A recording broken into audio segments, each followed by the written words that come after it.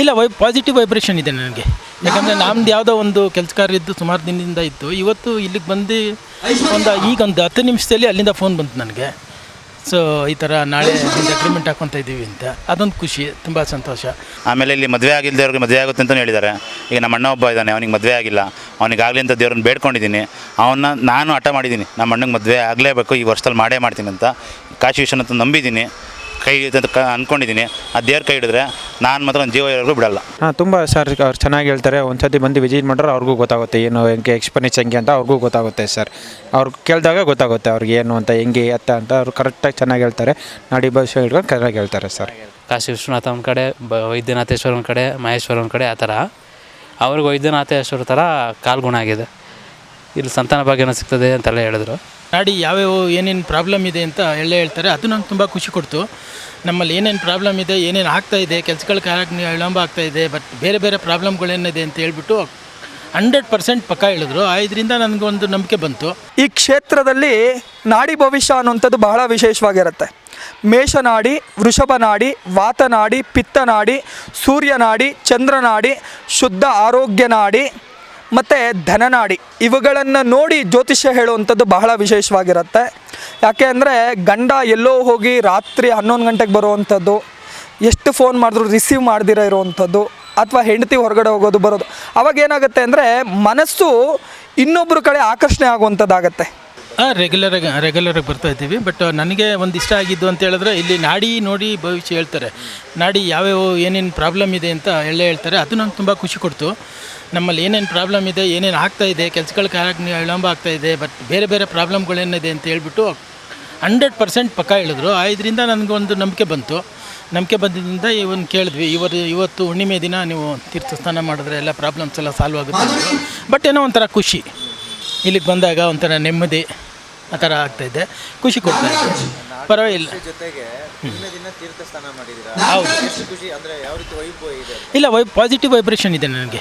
ಯಾಕಂದರೆ ನಮ್ದು ಯಾವುದೋ ಒಂದು ಕೆಲಸ ಕಾರ್ಯ ಇದ್ದು ಸುಮಾರು ದಿನದಿಂದ ಇತ್ತು. ಇವತ್ತು ಇಲ್ಲಿಗೆ ಬಂದು ಈಗ ಒಂದು 10 ನಿಮಿಷದಲ್ಲಿ ಅಲ್ಲಿಂದ ಫೋನ್ ಬಂತು ನನಗೆ. ಸೊ ಈ ಥರ ನಾಳೆ ಅಗ್ರಿಮೆಂಟ್ ಹಾಕ್ಕೊತಾ ಇದ್ದೀವಿ ಅಂತ, ಅದೊಂದು ಖುಷಿ, ತುಂಬ ಸಂತೋಷ. ವೈಬ್ರೇಷನ್ ಇದೆ ಅಂತ ನನಗೆ ಅನ್ನಿಸ್ತಾ ಇದೆ ತುಂಬಾ. ವಿಶೇಷವಾಗಿ ನಾಡಿ ಭವಿಷ್ಯ ಬಗ್ಗೆ ನೀವು ಒಂದ್ಸಲ ಬನ್ನಿ, ಒಂದ್ಸಲ ನೋಡಿ. ನಿಮಗೆ ಯಾಕಂದರೆ ನಾನು ಹೇಳೋದಕ್ಕಿಂತಲೂ ನೀವು ಅವರು ಅನುಭವಿಸೋಗೆ ಗೊತ್ತಾಗೋದು. ಅವ್ರೇನು ಪ್ರಾಬ್ಲಮ್ ಹೇಳ್ತಾರೆ ನಾಡಿಲ್ಲಿ ಭವಿಷ್ಯದಲ್ಲಿ, ಅದು ತುಂಬ ನಿಮಗೆ ಇಷ್ಟ ಆಗುತ್ತೆ. ಯಾಕಂದರೆ ನಮ್ಮೆಲ್ಲರ ಪ್ರಾಬ್ಲಮ್ಮು ಅವ್ರಿಗೆ ಗೊತ್ತಿರಲ್ಲ. ಬಟ್ ಕ್ಯಾಜುಯಲಾಗಿ ಎಲ್ಲನೂ ಕೆಲವೊಂದು ಪ್ರಾಬ್ಲಮ್ಸನ್ನು ಅವ್ರು ಹೇಳ್ತಾರೆ ನಾಡಿ ನೋಡಿ. ಅದು ಖುಷಿ ಆಯಿತು. ಬನ್ನಿ ಒಂದ್ಸಲ ನಾಡಿ ತೋರಿಸಿ, ಭವಿಷ್ಯ ತುಂಬ ಚೆನ್ನಾಗಿ ಹೇಳ್ತಾರೆ. ನಾಡಿ ಭವಿಷ್ಯ ಅಂತೂ ತುಂಬ ಚೆನ್ನಾಗಿ ಮಾಡ್ತಾರೆ. ಒಂದ್ಸಲ ತೋರಿಸಿ, ದೈವ ಮೇಲೆ ಭಕ್ತಿ ಇಡಿ ಅಲ್ವಾ.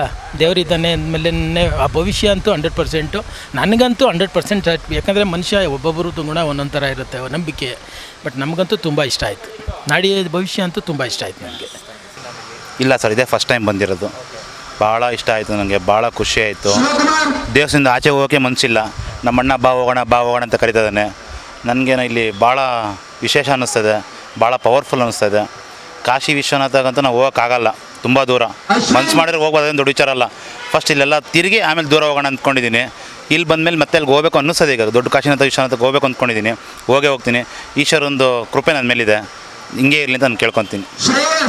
ವಿಶೇಷವಾಗಿ ನಾಡಿ ಭವಿಷ್ಯ ಬಗ್ಗೆ ಹೇಳ್ತಾರೆ ನೀವೇನಾದರೂ ಕೇಳಿದ್ದೀರಾ? ಕೇಳಿದ್ದೀನಿ, ಈಗ ತಿಳ್ಕೊಂಡಿದ್ದೀನಿ. ಡೇ ಟು ಟೈಮ್ ಎಲ್ಲ ಖಂಡಿತ ಬಂದೇ ಬರ್ತೀನಿ. ಆಮೇಲೆ ಇಲ್ಲಿ ಮದುವೆ ಆಗಿಲ್ಲದವ್ರಿಗೆ ಮದುವೆ ಆಗುತ್ತೆ ಅಂತಲೂ ಹೇಳಿದ್ದಾರೆ. ಈಗ ನಮ್ಮ ಅಣ್ಣ ಒಬ್ಬ ಇದ್ದಾನೆ, ಅವನಿಗೆ ಮದುವೆ ಆಗಿಲ್ಲ, ಅವನಿಗಾಗಲಿ ಅಂತ ದೇವ್ರನ್ನ ಬೇಡ್ಕೊಂಡಿದ್ದೀನಿ. ನಾನು ಹಠ ಮಾಡಿದ್ದೀನಿ, ನಮ್ಮ ಅಣ್ಣಗೆ ಮದುವೆ ಆಗಲೇಬೇಕು, ಈ ವರ್ಷದಲ್ಲಿ ಮಾಡೇ ಮಾಡ್ತೀನಿ ಅಂತ. ಕಾಶಿ ವಿಶ್ವನಾಥ ನಂಬಿದ್ದೀನಿ, ಕೈ ಅಂತ ಅಂದ್ಕೊಂಡಿದ್ದೀನಿ. ಆ ದೇವ್ರ ಕೈ ಹಿಡಿದ್ರೆ ನಾನು ಮಾತ್ರ ಒಂದು ಜೀವ ಇರೋರು ಬಿಡಲ್ಲ. ನಮ್ಮದು ತುಮಕೂರು ಆ್ಯಕ್ಚುಲಿ, ಅಲ್ಲಿಂದ ಬಂದಿದ್ದೀನಿ. ಪ್ರತಿ ವಾರ ಪ್ರತಿ ತಿಂಗಳು ಬರ್ತಾನೆ ಇರ್ತೀನಿ. ಒಳ್ಳೆಯದಾಗಲಿ ಕೆಟ್ಟದಾಗಲಿ ದೇವ್ರ ಮಾತ್ರ ನಾನು ಬಿಡಲ್ಲ, ಬರ್ತಾನೆ ಇರ್ತೀನಿ. ಈ ದೇವ್ರು ನನ್ನ ಮೇಲೆ ಕರುಣೆ ಇರಲಿ ಅಂತ ಕೇಳ್ಕೊಂಡಿದ್ದೀನಿ. ತುಂಬ ಥ್ಯಾಂಕ್ಸ್. ಕೇಳೋದಕ್ಕೆ ಸ್ವಾಮಿಯವರು ಹೇಳಿದ್ರು ಹಿಂಗೆ ಒಳ್ಳೆಯದಾಗುತ್ತೆ ಅಂತ ಹೇಳಿದ್ರು. ಬಂದು ನಾಡಿ ಭವಿಷ್ಯ ಬಂದು ಕೇಳಿದ್ವಿ. ಅದೇ ಪೂಜೆ ಇದೆ ಅಂತ ಹೇಳಿದ್ರು. ಅದಕ್ಕೆ ಇವತ್ತು ಬಂದ್ವಿ ಪೂಜೆಗೆ. ಹೌದು, ಪೂಜೆಗೆ ಬಂದು ಅದೇ ಪೂಜೆ ಮಾಡಿಸಿದ್ವಿ. ವಿಶೇಷವಾಗಿ ನಾಡಿ ಭವಿಷ್ಯ ಬಗ್ಗೆ ಸುಮಾರು ಜನ ಕೇಳಬೇಕು ಅಂದ್ಕೊಂಡಿರ್ತಾರೆ. ಅಂಥವ್ರಿಗೆ ಏನು ಹೇಳಕ್ಕೆ ಇಷ್ಟಪಡ್ತೀರಾ? ಚೆನ್ನಾಗಿದೆ, ಬಂದು ಕೇಳಿ ಎಲ್ಲನೂ ಚೆನ್ನಾಗಿದೆ. ದೇವರು ಇದು ಎಲ್ಲನೂ ಒಳ್ಳೆಯದಾಗಲಿ ಎಲ್ಲ. ಅಂದರೆ ಸಾಕಷ್ಟು ದೇವಸ್ಥಾನಗಳು ಹೋಗಿರ್ತೀವಿ. ಇಲ್ಲಿ ಬಂದಾಗ ಈಗ ಅಂದರೆ ಒಂದು ಚೇಂಜಸ್ಸು ಒಂದು ಒಳ್ಳೆ ವೈಬ್ರೇಷನ್ ಇರುತ್ತೆ. So, ಆ ಥರದ್ದು ನಿಮ್ಗೆಲ್ಲ ಆಗಿದೆ? ಪರವಾಗಿಲ್ಲ, ನಮಗೂ ಹೇಳಿದರು ಆರೋಗ್ಯದ್ದು ಹಿಂಗೆ ಶಿವನ ದೇವಸ್ಥಾನಕ್ಕೆ ಹೋಗಿ ಪ್ರದಕ್ಷಿಣೆ ಎಲ್ಲ ಹಾಕಿ ಅಂತ ಹೇಳಿದರು. ನಾನು ಮಾಡ್ತಾಯಿದ್ದೀನಿ, 2 ವಾರದಿಂದ ಮಾಡ್ತಾಯಿದ್ದೀನಿ. ಪರವಾಗಿಲ್ಲ. ಸೊ ದೇವರು ಇದು ಚೆನ್ನಾಗಿದೆ. ಮತ್ತು ಮಗಳದು ಮದುವೆ ವಿಷಯಕ್ಕೆ ಕೇಳಿದ್ವಿ, ಅದಕ್ಕೆ ಸ್ವಾಮಿಯರು ಹಿಂಗೆ ಹೇಳಿದ್ರು ಪೂಜೆ ಮಾಡಿಸ್ಬೇಕು ಅಂತ. ಅದಕ್ಕೆ ಬಂದು ಇದು ನೀರದು ಸ್ನಾನ ಎಲ್ಲ ಮಾಡಿಸ್ಬೇಕು ಅಂತ ಹೇಳಿದ್ರು, ಮಾಡಿಸಿದ್ದೀವಿ. ಅಂದರೆ ಮಾಡಿಸಿ ಇನ್ನು ಮನೆಗೆ ಹೊರಡ್ಬೇಕು ಇನ್ನು ನಾಡಿ ಶಾಸ್ತ್ರ ನಾವು ಇದೇ ಫಸ್ಟ್ ಬಂದಿದ್ದು, ನೆನ್ನೆ ಬಂದಿದ್ವಿ. ನಾಡಿ ಹಿಡ್ಕೊಂಡು ಚೆನ್ನಾಗಿ ಹೇಳಿದ್ರು. ನಮಗೇನು ಅನಿಸ್ತದೆ, ನಮ್ಮ ಮನ್ಸಿಗೆ ಏನೇನಾಗುತ್ತೆ ನೋವು ಅದೆಲ್ಲ ಹೇಳಿದ್ರು. ನಮಗೆ ತೃಪ್ತಿ ಆಯಿತು. ಇವತ್ತು ನೀರು ಹಾಕ್ತೀನಿ, ಈ ಥರ ಮಾಡಿಸ್ಕೊಳ್ಳಿ ಒಳ್ಳೇದಾಗುತ್ತೆ ಅಂತ ಹೇಳಿದ್ರು. ಸರಿ, ಇವತ್ತು ಬಂದು ನೆನ್ನೆ ಚೀಟಿ ಬರ್ಸಿದ್ದು, ಇವತ್ತು ಬಂದು ನೀರು ಹಾಕಿಸ್ಕೊಂಡು ಸಮಾಧಾನ ಆಯಿತು. ಮನ್ಸಿಗೆ ತುಂಬಾ ಸಮಾಧಾನ ಆಯಿತು. ಹಾಂ, ಕೇಳ್ಬೋದು, ಧಾರಾವಾಹಿ ಕೇಳ್ಬೋದು. ತುಂಬ ಚೆನ್ನಾಗಿ ಹೇಳ್ತಾರೆ. ಅವ್ರ ಮನಸ್ಸಿನಲ್ಲಿ ಏನಾಗುತ್ತೆ, ಏನು ಮನಸ್ಸಲ್ಲಿ ನೋವು ಇದು ಏನಿರುತ್ತೆ ಅದನ್ನೆಲ್ಲ ಡೀಟೇಲ್ ಹೇಳ್ತಾರೆ. ಅದಕ್ಕೆ ಪರಿಹಾರನೂ ಹೇಳ್ತಾರೆ. ಆ ಥರ ಯಾರೂ ಹೇಳ್ತಾ ಇರಲಿಲ್ಲ. ಹೇಳೋರು ಪರಿಹಾರ ಹೇಳ್ತಾ ಇರಲಿಲ್ಲ, ಇವರು ಪರಿಹಾರ ಎಲ್ಲ ಚೆನ್ನಾಗಿ ಹೇಳ್ತಾರೆ. ಅದು ತುಂಬ ಇಷ್ಟ ಆಯಿತು ನನಗೆ, ತುಂಬ ಖುಷಿ ಕೊಡ್ತು. ಹಾಂ, ಇಲ್ಲ, ಅವರು ಬರಲಿ, ಇಲ್ಲಿ ಕೇಳಲಿ, ಅವರು ಕಷ್ಟಕ್ಕೆ ನೋವಿಗೆಲ್ಲ ಪರಿಹಾರ ತಗೊಳ್ಳಿ ಅಂತ ನಾನು ಕೇಳ್ತೀನಿ ಜನಗಳಿಗೆ. ತುಂಬಾ ಜನ ಬಂದು ಹೋದರೆ ತುಂಬಾ ಒಳ್ಳೆಯದಾಗುತ್ತೆ. ನನಗೆ ಫಸ್ಟ್ ಟೈಮ್ ಬಂದಾಗಲೇ ನಂಬಿಕೆ ಆಯಿತು. ಇನ್ನು ಬರೋರಿಗೆ ಹೇಳ್ಬೇಕಲ್ವ, ಆ ಥರ ನಾವು ಹೋಗಿ ಚೆನ್ನಾಗಿ ಹೇಳ್ತಾರೆ ಅಂತ ಹೇಳ್ಬೋದು. ಹಾಂ, ಕೇಳಿದ್ದೀನಿ ಸರ್. ಅವರು ಕೈ ಹಿಡ್ಕೊಂಡು ಹೇಳ್ತಾರೆ. ಇಲ್ಲಿ ಕೈ ಹಿಡ್ಕೊಂಡು ಹೇಳಿದಾಗ ನಿಮ್ಮ ಸಮಸ್ಯೆ ಏನಿದೆ ಅಂತ ಕೇಳ್ತಾರೆ. ಅವರೇ ಹೇಳ್ತಾರೆ ಸಮಸ್ಯೆ ಈ ಥರ ಇದೆ ನಿಮಗೆ ಅಂದ್ಕೊಂಡು, ಇಷ್ಟು ದಿನ ಪೂಜೆ ಮಾಡಬೇಕು ನಿಮಗೆ ಅಂತ ಹೇಳ್ಬಿಡ್ತಾರೆ. ಆಮೇಲೆ ಪೂಜೆ ಮಾಡಬೇಕು ಅಮ್ಮಗೆ ಈ ಥರ ಅಂತ ಹೇಳ್ತಾರೆ. ಆವಾಗ ಪೂಜೆ ದಿವಸ ಬನ್ನಿ ನೀವು ಪೂಜೆ ಮಾಡ್ತೀವಿ ಅಂತ ಹೇಳ್ತಾರೆ ಸರ್. ಸರ್ ಅವ್ರು ಕೈ ಹಿಡ್ಕೊಂಡು ಹೇಳ್ತಾರೆ. ಇಲ್ಲಿ ಹಿಡ್ಕೊಂಡು ನಾಡಿ ಹಿಡ್ಕೊಂಡು ಅವರು ಹೇಳ್ತಾರೆ ಸರ್. ಏನು ಹೇಳ್ತೀರಾ? ಯಾಕಂದರೆ ಎಷ್ಟೋ ಜನ ಈ ಒಂದು ನಾಡಿ ಭವಿಷ್ಯ ಬಗ್ಗೆ ಗೊತ್ತಿರಲ್ಲ. ಹಾಂ ಸರ್, ನಾನು ಫಸ್ಟ್ ಟೈಮೇ ಬಂದಿರೋ ಸರ್. ನಾನು ಇದು ಸರ್ ನಮ್ಮ ಬ್ರದರ್ ಹೇಳ್ತಾರೆ ಅಲ್ಲಿ ಹೋಗಿ ನೋಡು ಅಂದ್ಕೊಂಡು ಅವ್ರ ಕಡೆಯಿಂದ ನಾನು ಬಂದಿ. ನಮ್ಮ ಬ್ರದರ್ ಹೇಳಿಕೇ ನಾನು ಬಂದಿರೋದು. ವಿಶೇಷವಾಗಿ ನಾಡಿ ಭವಿಷ್ಯ ಬಗ್ಗೆ ತಿಳ್ಕೊಳ್ಳೋಕ್ಕೆ ತುಂಬ ಜನ ಹೌದು ಸರ್. ವೀಕ್ಷಕರಿಗೆ ಏನು ಹೇಳ್ತೀರಾ? ಹಾಂ, ತುಂಬ ಸರ್ ಅವ್ರು ಚೆನ್ನಾಗಿ ಹೇಳ್ತಾರೆ. ಒಂದು ಸತಿ ಬಂದು ವಿಸಿಟ್ ಮಾಡ್ರೆ ಅವ್ರಿಗೂ ಗೊತ್ತಾಗುತ್ತೆ ಏನು ಹೆಂಗೆ ಎಕ್ಸ್ಪೀರಿಯನ್ಸ್ ಹೆಂಗೆ ಅಂತ ಅವ್ರಿಗೂ ಗೊತ್ತಾಗುತ್ತೆ ಸರ್. ಅವ್ರು ಕೇಳಿದಾಗ ಗೊತ್ತಾಗುತ್ತೆ ಅವ್ರಿಗೆ ಏನು ಅಂತ ಹೆಂಗೆ ಅಂತ ಅವ್ರು ಕರೆಕ್ಟಾಗಿ ಚೆನ್ನಾಗಿ ಹೇಳ್ತಾರೆ. ನಾಡಿ ಭವಿಷ್ಯ ಹಿಡ್ಕೊಂಡು ಕರೆಕ್ಟಾಗಿ ಹೇಳ್ತಾರೆ ಸರ್, ಚೆನ್ನಾಗಿ ಹೇಳ್ತಾರೆ. ಹೌದು, ಕಾನ್ಫಿಡೆಂಟ್ ಬಂದಿದೆ ಸರ್. ಅದರಿಂದನೇ ನಾನು ಬಂದು ಪೂಜೆ ಮಾಡಿಸಿರೋದು ಸರ್. ಅಲ್ಲ, ಇದು 3rd ಟೈಮ್ ಬರ್ತಾಯಿದ್ದೀನಿ ನಾನು ಈ ದೇವಸ್ಥಾನಕ್ಕೆ. ಫಸ್ಟ್ ಟೈಮು ಇನ್ಸ್ಟಾಗ್ರಾಮಲ್ಲಿ ನೋಡಿದ್ರೆ ನಮ್ಮ ಸ್ನೇಹಿತರೆಲ್ಲ ಬಂದಿದ್ದರು, ಅವರೆಲ್ಲ ಹೇಳಿದ್ರು. ಸೊ ನಾಡಿದ್ದು ತೋರಿಸ್ಬೇಕು ಅಂತ ತೋರಿಸಿದೆ. ಅದು ಇವಾಗ ಅಟ್ ಪ್ರೆಸಿಷನ್ ನಂದು ಏನಿದೆಯೋ ಅದೇ ಅವರು ಹೇಳಿರೋದು. ಸುಮಾರು ದೇವಸ್ಥಾನಗಳಿಗೆಲ್ಲ ಹೋಗಿರ್ತೀರಾ, ವಿಶೇಷವಾಗಿ ಗುರುಗಳು ನಾಡಿ ಭವಿಷ್ಯನ ಯಾವ ರೀತಿ ಹೇಳ್ತಾರೆ? ನಾಡಿ ಭವಿಷ್ಯ ಇದುವರೆಗೂ ನಾನು ಇದೇ ಫಸ್ಟ್ ಟೈಮ್ ಇಲ್ಲಿ ನೋಡಿರೋದು. ಬೇಕಾದ ಊರುಗಳಲ್ಲೇ ಬೋರ್ಡ್ ಹಾಕಿದ್ರು, ಎಲ್ಲೂ ಹೋಗಿರಲಿಲ್ಲ. ಇಲ್ಲಿ ವಿಶೇಷ ಒಂದು 8,000 ವರ್ಷ ಇದು ಹಳೆ ದೇವಸ್ಥಾನ, ಅದರದ್ದು ಒಂದು ಇದಿರುತ್ತೆ. ಆಮೇಲೆ ಶಿವನ ಪರಮಾತ್ಮನ ನೋಡಿದ್ರೆ ಒಳಗಡೆ ಕೂತ್ಕೊಂಡಿದ್ರೆ ಆ ಫೀಲಿಂಗ್ಸೇ ಬೇರೆ ಇರುತ್ತೆ. ಅದು ಸರ್, ವಿಡಿಯೋ ನೋಡ್ತಕ್ಕಂಥ ವೀಕ್ಷಕರಿಗೆ ಒಂದು ವಿಶೇಷವಾಗಿ ಅವರು ಕೂಡ ನಾಡಿ ಭವಿಷ್ಯ ಕೇಳಬೇಕು ಅಂತ ಅನಿಸ್ತಿರುತ್ತೆ. ಸೊ ಅಂಥವ್ರಿಗೆ ಏನು ಹೇಳಬೇಕು ಸರ್? ನಿಮಗೆ ನಾಡಿ ಭವಿಷ್ಯ ಮೇಲೆ ಇಂಟ್ರೆಸ್ಟ್ ಇತ್ತು, ಅದ್ರ ಮೇಲೆ ನಂಬಿಕೆ ಇದೆ ಅಂದರೆ ಒಂದು ಸಾರಿ ಭೇಟಿ ಮಾಡಿಬಿಟ್ಟು ನೋಡಿ. ನಿಮಗೆ ಸಮಾಧಾನ ಆದರೆ ಮುಂದುವರಿಸಿ. ನಮಗೆ ಸಮಾಧಾನ ಆಗಿದೆ. ಹೌದು, ಪರಿಪೂರ್ಣವಾಗಿ ಅಷ್ಟು ಹೇಳಬಲ್ಲೆ. ರೆಗ್ಯುಲರ್ ಅಂತಂದ್ರೆ ನಮಗೆ ಹೇಳಿದ್ದು ನಮ್ಮೂರಿನ ಒಬ್ಬ ಹೆಣ್ಣು ಹೇಳಿದ್ರು.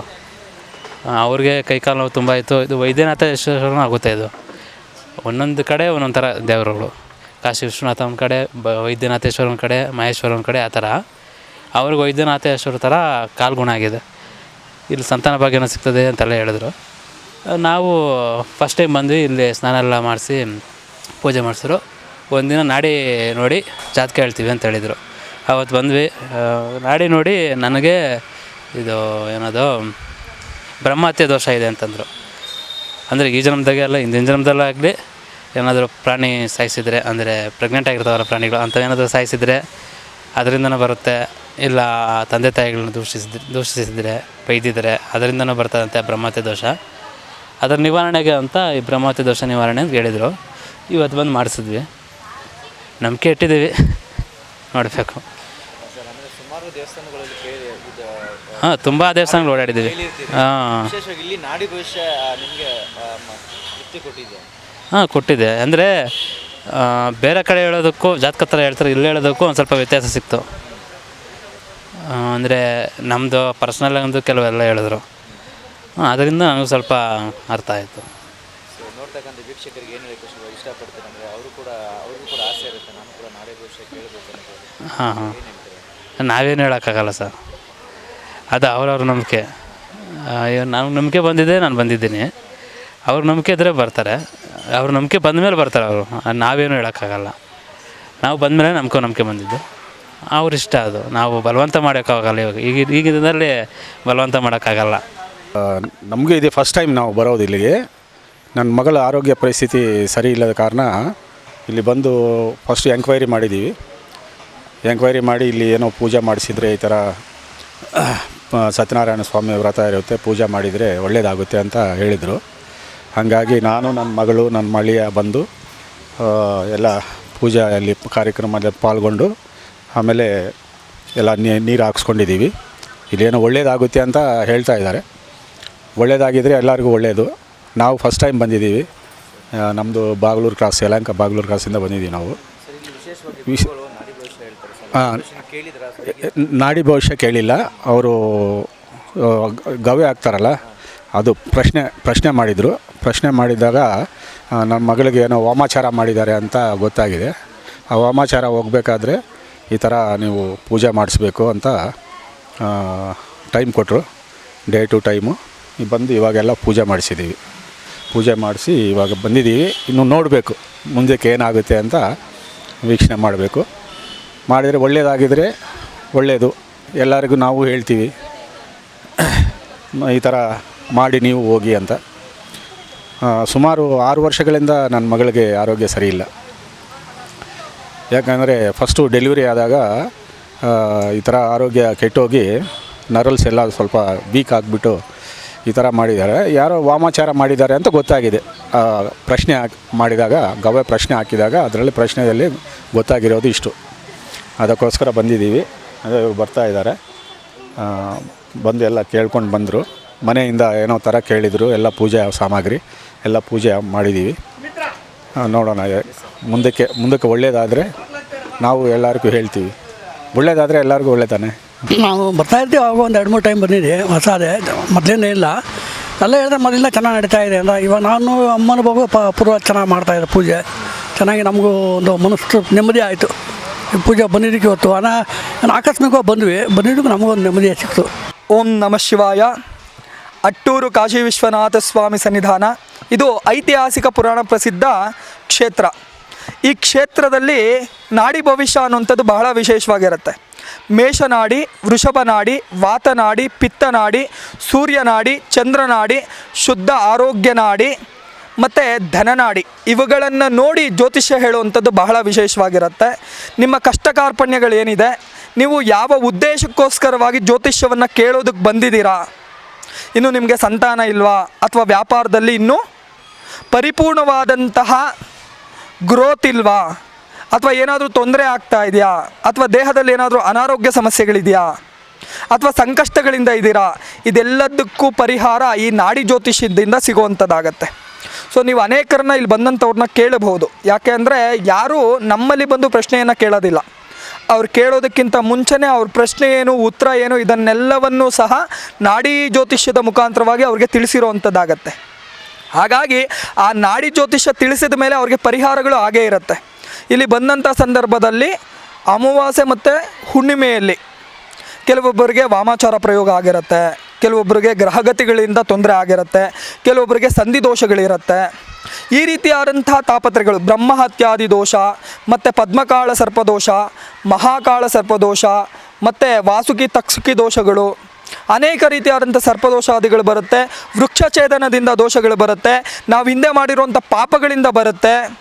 ಅಥವಾ ಮಾತೃಶಾಪ, ಪಿತೃಶಾಪ, ಗೋಶಾಪ, ಬ್ರಾಹ್ಮಣ ಶಾಪ, ಸ್ತ್ರೀ ಶಾಪ, ಯಾವುದೇ ಶಾಪಾದಿಗಳಿರಲಿ, ಇಂಥೆಲ್ಲ ಶಾಪಗಳು ನಿಮ್ಗೆ ಇದೆಯಾ ಇಲ್ವಾ ಅಂತ ಹೇಳಿ ನಾಡಿಯ ಮುಖಾಂತರವಾಗಿ ನಮಗೆ ಗೊತ್ತಾಗತ್ತೆ.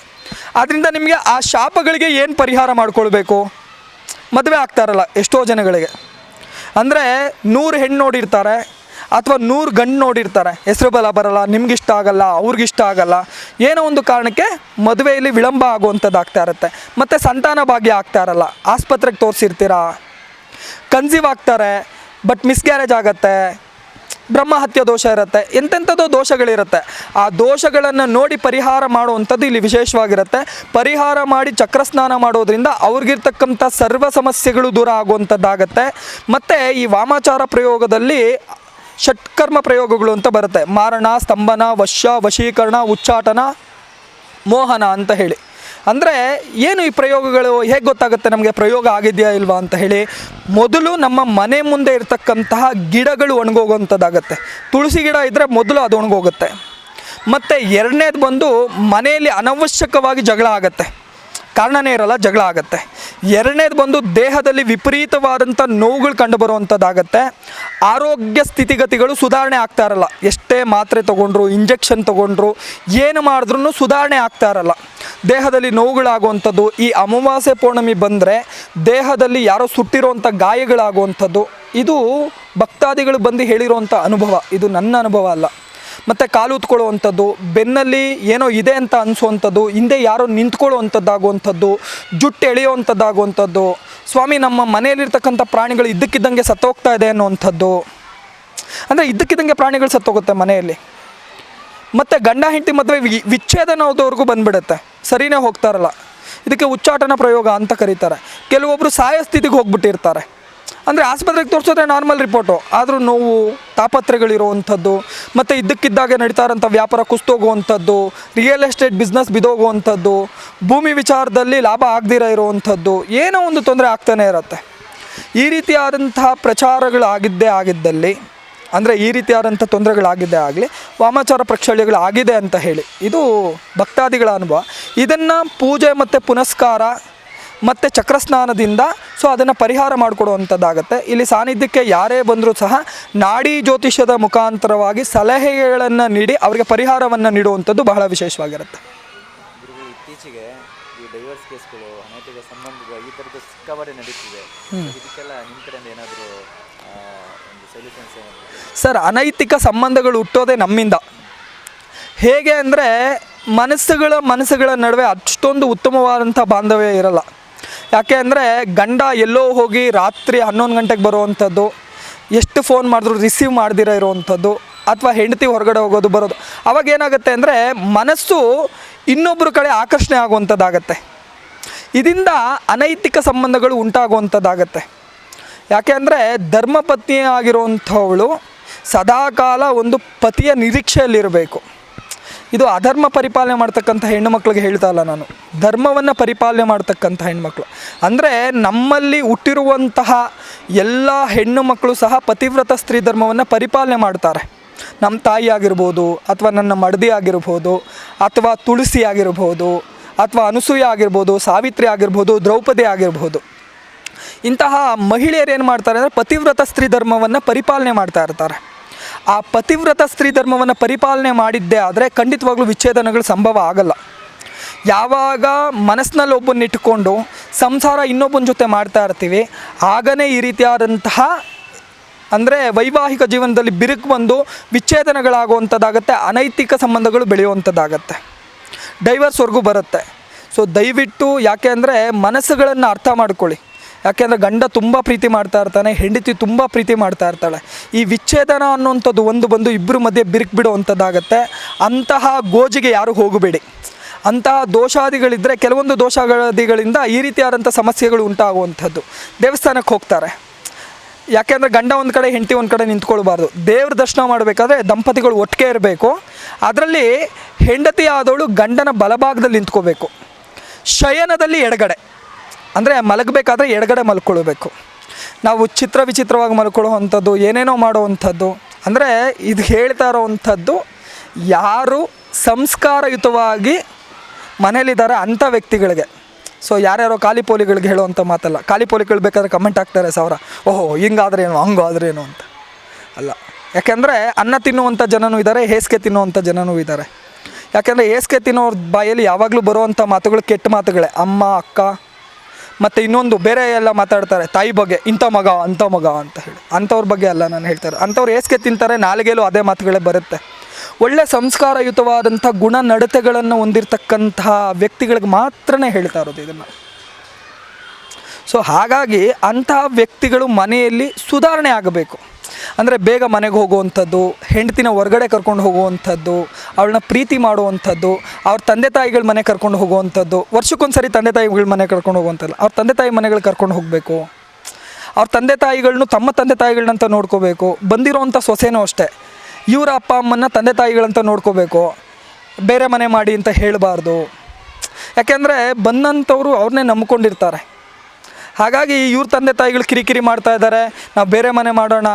ಸೊ ಆಗ ಮಗನಾಗಿರೋನು ಏನು ಮಾಡ್ತಾರೆ, ತಂದೆ ತಾಯಿಗಳನ್ನ ರೋಡಲ್ಲಿ ಬಿಡಬೇಕಾಗತ್ತಾ? ಆಗಲ್ಲ. ಯಾಕೆಂದರೆ ನಾವು ಚಿಕ್ಕ ವಯಸ್ಸಲ್ಲಿ ನಾವು ದೇವಸ್ಥಾನಕ್ಕೆ ಹೋದಾಗ ನಮ್ಮ ತಂದೆ ಹೆಗ್ಲ ಮೇಲೆ ಕೂತ್ಕೊಂಡು ದೇವ್ರ ದರ್ಶನ ಮಾಡಿಸ್ತಾ ಇರ್ತಾರೆ, ನೋಡೋ ದೇವ್ರು ಅಲ್ಲಿದೆ ಅಂತ ಹೇಳಿ. ಆದರೆ ಅಲ್ಲಿ ಕೂತಿದ್ದಾಗ ನಮ್ಮ ಭಾವನೆ ಹೇಗಿರುತ್ತೆ ಅಂದರೆ, ನಾನು ದೇವ್ರ ಮೇಲೆ ಕೂತಿದ್ದೀನಿ ಅಂತ ಹೇಳಿ. ಅಂದರೆ ನಿಮ್ಮ ತಂದೆ ತಾಯಿಗಳಿಗೆ ದೇವಸ್ಥಾನ ಕಟ್ಟೋದು ಬೇಡ, ಅವ್ರನ್ನ ದೇವಸ್ಥಾನ ಮುಂದೆ ಕೂರಿಸ್ತೀರ ಇದ್ದರೆ ಸಾಕು. ಅವ್ರನ್ನ ಕೂರಿಸ್ಬೇಡಿ ದೇವಸ್ಥಾನ ಮುಂದೆ, ರುದ್ರಾಶ್ರಮದಲ್ಲಿ ಬಿಡಬೇಡಿ. ಇಂಥ ಪಾಪಕ್ಕಿಂತ ಮತ್ತೊಂದು ಪಾಪ ಬೇಕಾ ನಮಗೆ? ಬೇಡ. ಸೊ ಹಾಗಾಗಿ ಯಾರೇ ಮದುವೆ ಆಗಿರೋಂಥ ಹೆಣ್ಮಕ್ಳಿರಲಿ, ಹೋದಂಥ ಮನೇಲಿ ಅತ್ತೆ ಮತ್ತು ಮಾವ ಅಂತ ನೋಡಬೇಡಿ, ನಿಮ್ಮ ತಂದೆ ತಾಯಿ ಅಂತ ನೋಡಿ. ಹಾಗೆ ಮದುವೆ ಆಗಿರೋಂಥ ಅಳಿಯನೂ ಅಷ್ಟೇ, ಅವ್ರ ಮನೆಯವ್ರನ್ನ ತಂದೆ ತಾಯಿ ಅಂತ ಹೇಳಿ ನೋಡೋವಂಥದ್ದನ್ನು ಮಾಡಿ. ಯಾರ ಮನೆಯವರನ್ನು ದೂಷಣೆ ಮಾಡುವಂಥದ್ದು ಮಾಡಬೇಡಿ, ಪ್ರೀತಿ ಬಾಂಧವ್ಯಗಳನ್ನು ಇಟ್ಕೊಳ್ಳುವಂಥದ್ದು ಮಾಡಿ. ಖಂಡಿತವಾಗ್ಲೂ ಆಗ ಈ ವಿಚ್ಛೇದನ ಸಮಸ್ಯೆಗಳು, ಅನೈತಿಕ ಸಂಬಂಧಗಳು ದೂರ ಆಗುವಂಥದ್ದಾಗತ್ತೆ.